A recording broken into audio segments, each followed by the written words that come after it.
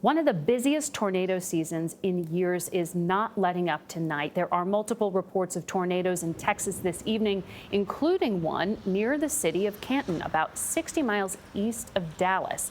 There are reports of injuries and damage. More than 24 twisters were reported yesterday, including a monster EF4. That is the second strongest classification.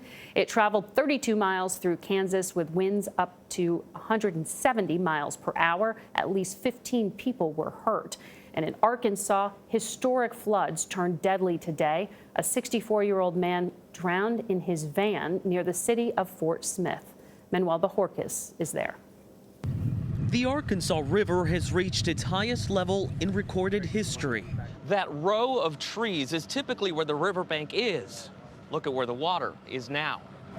The Game and Fish Commission is patrolling the waters and brought us along. This street in Fort Smith is under 5 to 8 feet. Homes are still taking on water. I'm not sure that we'll ever see what we saw before the flood. I think that it will change the landscape around here. People may not come back. Those who have been spared are nervously watching the levees, which for now are still holding. What are going to be the difficulties going forward? Well, the bad thing is it just seems to keep on raining. And that has people downstream preparing to leave. You just go through this anxiety of what's going to happen when it gets here.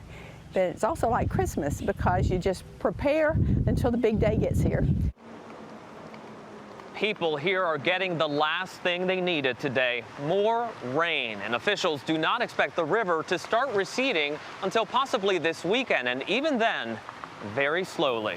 Margaret? Thanks, Manny.